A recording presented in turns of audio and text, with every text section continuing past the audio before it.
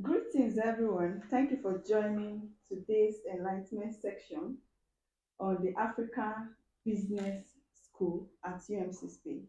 My name is Christiana Tilopo, a Nigerian master student from the School of Collective Intelligence at UM6P. I'm serving as the Outreach Country Ambassador for Nigeria at UM6P. I'm glad to have with me today the ABS ambassador who is going to introduce our guest for today's interview. Oh, thank you, Christiana. My name is Dada Kendi. I'm the Nigerian ambassador for African Business School at UNCSP. That's the University of Mohammed Six Polytechnic. And here with me is my program coordinator, Shema Sadi. Can you please introduce yourself to us so that we can know you better? Yes, thank you very much, Ken. I'm very happy to have this opportunity to talk to you all. My name is Shayma Sedi. I'm program manager of full-time programs at Africa Business School and managing the master degrees portfolio. Very happy to be here.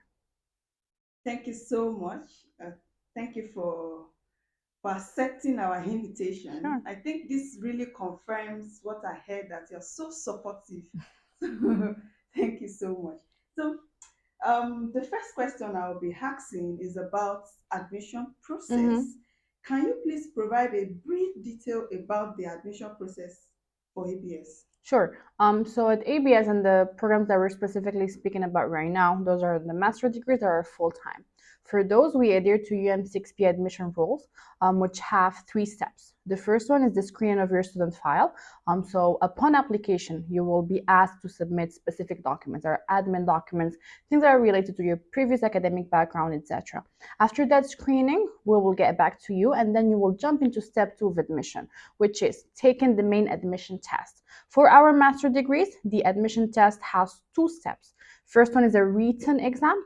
The written exam can be in the respective field that you're applying for. So for management, finance, agribusiness, or collective intelligence in your case, for example. And then once you're done with that first part, if you're qualified enough, you get into the main interview. The interview is basically to get to know the student, the professional endeavors that they have, and see if they are a great match for our programs. Once you wrap up on that admission big part, which is written and interview, you move on into the third step, which is the language exams. The average grade of all of that will be your admission average grade. If you are qualified enough, you will gain admission to the program. So it's pretty simple to remember, actually. Okay, thank you so much. So, what are the important requirements Mhm. for admission and also the background that the student should have? So that depends on the program, of course, you're applying to. In the Masters of International Management, because it's a managerial pathway, it is open to whatever background you have done. The most important part is to have a good grade in your bachelor degree or master's degree that you have done previously. It differs from program to program if we're talking about agribusiness innovation. Since it's a combination of the world of business and agriculture, you have to come from those pathways to be able to follow up on your master degrees. Same for QFM, which is a bit more engineering. So you require a mathematical, modeling, or financial background. That's the important key part to have. Then I would say other requirements are to be on good academic standing. We expect to have excellent students. That's what makes our big impact in society and in educational world. And then finally, to have students that are motivated enough actually to come here, to join us, and to be not just good academically, but also into interpersonal skills. Thank you so much. Thank you so much, Shema. Can you please give us an overview of different programs offered by African Business School? Sure. So Africa Business School, as its name mentioned, it's a business school that is dedicated to two kind of programs: executive education and then full-time master degrees. On the executive side, there's a very varied kind of brochure of programs that goes from finance to management to certificates in leadership, which can be seen in our main website. Now, for the full-time programs that I personally manage, those we have three for now. International management, which is a big hit for now. We launched the second cohort that has been a very big success. Then we have QFM, or otherwise mentioned quantitative financial modeling, which will focus in financial engineering. That's the path that is covered by ABS. The rest is with our our partner College of Computing. And then finally, we have agribusiness innovation, which, as I mentioned, is the combination of the field of agriculture, business with a very innovation aspect of it. So those are the programs that are currently incubed here. But ABS is very fast growing. So in the executive, but also in the full-time programs, we are working and producing more to be able to cover all the needs of the market. Wow.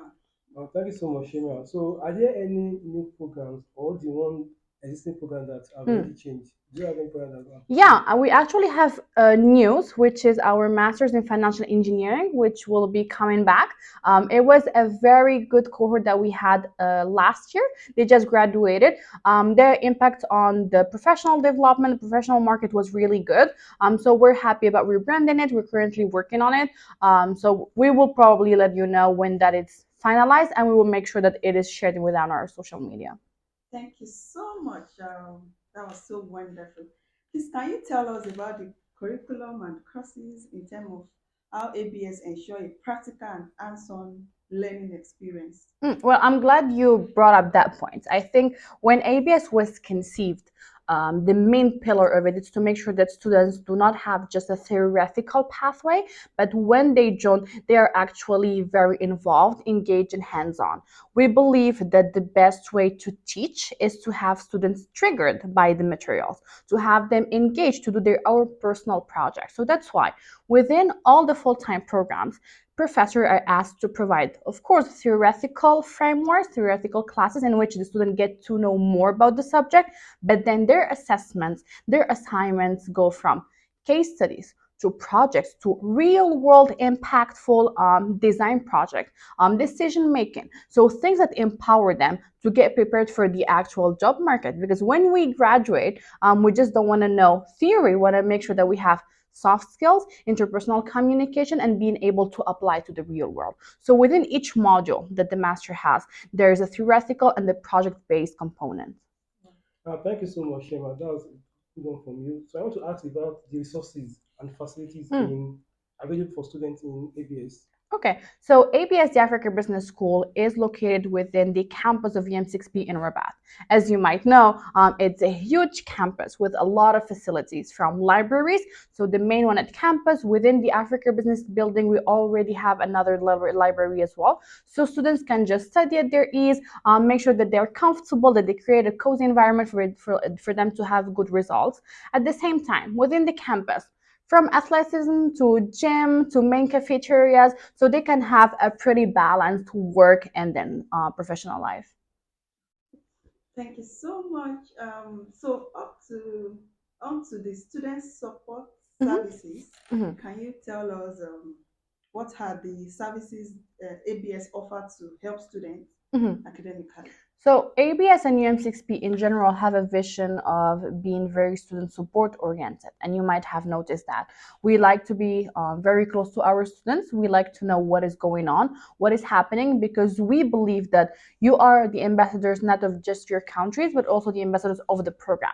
So how can we grow? How can we improve in the future if we do not have your feedback? So that's number one. Every admin of program or professors or academic directors are very invested and are very triggered by what students think. So we create an ecosystem of cool co-construction. So we are very close to each other. That would be pillar number one. Then on the professional and academic side, we have two main services that are very important to students' development, where they are at the school. The first one is the career center at UM6P, which I would like to thank personally because they do such a great job. First, in providing workshops that help our students just excel in soft skills and then help them project in the future. Just things from creating a good CV to knowing what kind of target segment I want to apply to acquiring skills about how to present myself, what kind of companies I'm interested in, which is very important to us because we want to create a direction for our students. We want them to know where they're going and enjoying that procedure. That's number one. They also do a wonderful job into finding placement jobs for our students. So from career fairs, from one-to-one interviews, they help us have contact with the industry so that the bridging between being a student and an employee is ensured. So career center is very important. We also have a wonderful big community in sports, in academic support, in counseling. So those are things that we think are very relevant to students' life in general and that are provided at the school. Wow, Thank you so much, interesting. Shema. So, can you share information regarding ABA's network? Yeah.